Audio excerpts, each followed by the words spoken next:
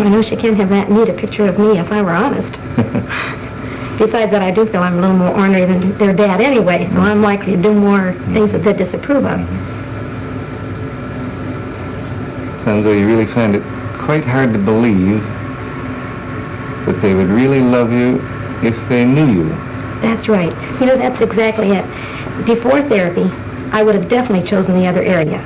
I'm going to get respect from them no matter what, even if I have to lie. I see. Well, right now, I know that's not true. And I'm not positive they'll truly accept me.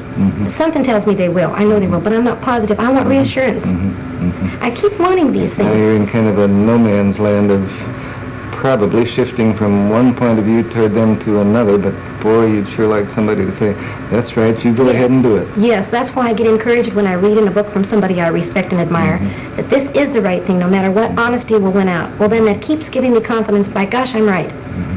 But It's so damn hard to really choose something on your own, isn't it? which makes me feel very immature. I don't like this in me. I wish I were grown up enough or mature enough to make my decisions and stick by them. But I need somebody to help me on, somebody to push me. So to kind of reproach yourself for that, I guess, and feel, why, if I was anybody or if I was grown up, I'd be mature enough to decide things like this for myself. Right. And take more risks. I wish I'd take more risks. I wish that I could just go ahead and be this and say, however the children grow up, I've done my best. I didn't have to constantly have this conflict. And I'd like later years to say, no matter what you ask me, kids, at least I told you the truth. You may not have liked it, but it's been the truth. That somehow I can admire. I disrespect people that lie. I hate it. So you see what a double bind I am in. I hate myself if I'm bad, but I also hate myself if I lie. So it's accepting. I want to become more accepting.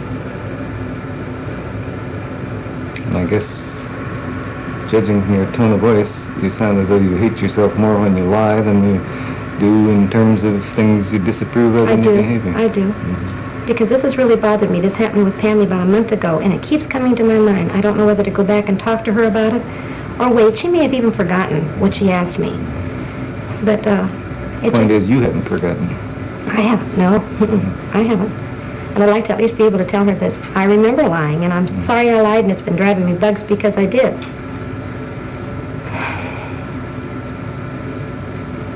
I do. Now I feel like now that's solved, and I didn't even solve the thing, but I feel relieved.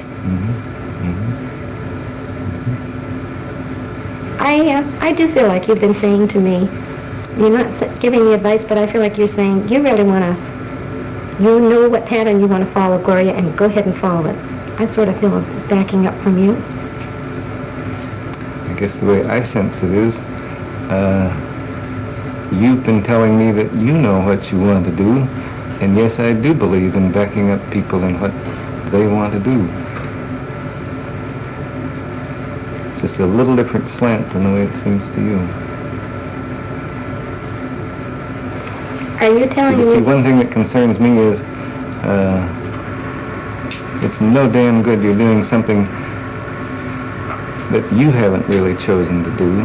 That's why I'm trying to help you find out what your own inner choices are.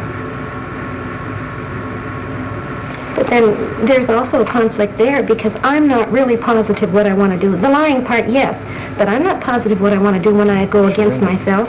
Sure. Like when I bring a man to the house, I'm not sure I want to do that. If I feel guilty afterwards, I must not have really wanted to. And I'm interested that you say, I'm not just sure which words you use, but you don't want it, you don't like yourself or you don't approve of it when you do something against yourself. Yes.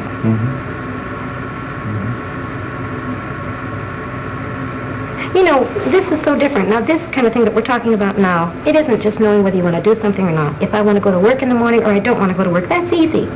But when I find myself doing something I don't feel comfortable with, I automatically say, if you're not comfortable, Gloria, it's not right. Something's wrong. All right, now what I want to ask you is, how can I know which is the strongest? Because I do it, does that mean that's the strongest? And yet, if I disapprove, that's just part of the thing that's got to go along with it? See, it sounds like I'm picking up a contradiction. I'm not following. It sounds like you're feeling a contradiction in yourself, too.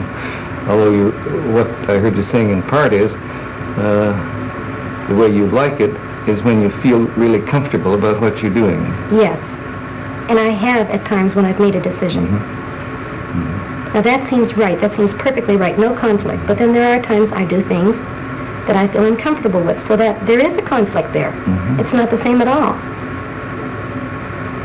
So what I'm saying is, how do I really know when I'm following my true feelings if I have conflicts afterwards or guilt afterwards?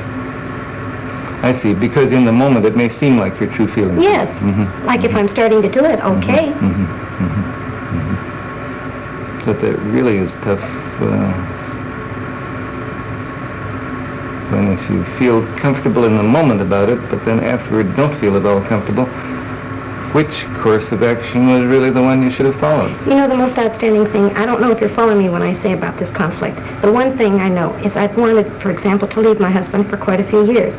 I never did it. I kept thinking how nice it would be or how scary it would be, but I never did it. And all of a sudden when I did, it felt right. I didn't feel mean toward him. I just knew this is what I had to do. That's when I know I'm following myself. I'm following my feelings completely. I had no conflict there. Some unhappy things came from it, but I still had no conflict. That to me is when I'm following my feelings. And in everyday life, the small little decisions, the small little things to do don't come out that clear at all.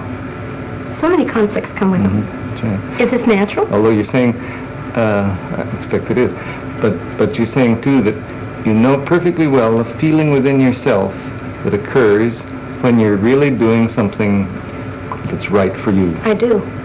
I do. And I miss that feeling other times, and it's right away a clue to me. You can really listen to yourself sometimes and realize, oh no, this isn't the right feeling. This isn't the way I would feel if I was doing what I really wanted to do. But yet many times I'll go along and do it anyway. And say, oh well, I'm in the situation now. I'll just remember next time. I mention this word a lot in therapy, and most therapists grin at me or giggle or something when I say utopia. But when I do follow a feeling and I feel this good feeling inside me, that's sort of utopia. That's what I mean. That's the way I like to feel, whether it's a bad thing or a good thing. But I feel right about me. This is what I want to accomplish. sense that in those utopian moments you really feel kind of whole. You feel all in one piece. Yes. Yeah, it gives me a choked up feeling when you say that, because I don't get that as often as I'd like. I like that whole feeling. That's real precious to me. I expect none of us get it as often as we'd like, but I really do understand that. It really does touch you, doesn't it? Yeah, and you know what else I was just thinking? I feel dumb saying it. All of a sudden, as I'm talking to you, I thought, gee, how nice I can talk to you, and I want you to approve of me, and I respect you.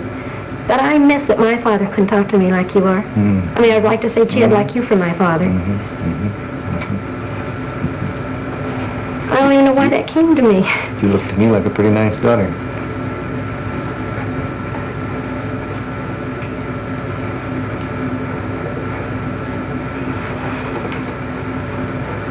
But you really do miss the fact that you couldn't be open with your own dad.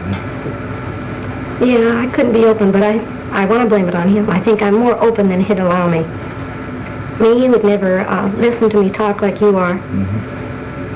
And not disapprove or not lower me down. Yeah, I thought of this the other day. Why do I always have to be so perfect? I know why. He always wanted me to be perfect. I always had to be better.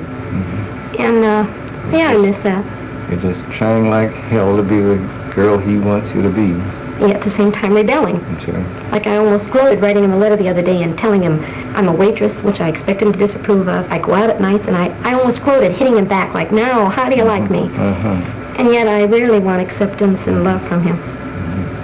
I mean, I know he loves me. So you slap at him and say, this is what I am now, see? Yeah. But you raised me. How do you like it? But you know what I think I want him to say? I knew this was you all along, honey, and I really love you. I guess you really feel badly that you think there's very little chance he'll say that. No, he won't. He doesn't hear. I went back home to him about 2 years ago, really wanting to let him know I loved him, although I've been afraid of him. He doesn't hear me. He just keeps saying things like, honey, you know I love you. You know I've always loved you. And he doesn't hear. Never really known you and loved you, and this somehow is what brings the tears inside. I don't know what it is. You know, when I talk about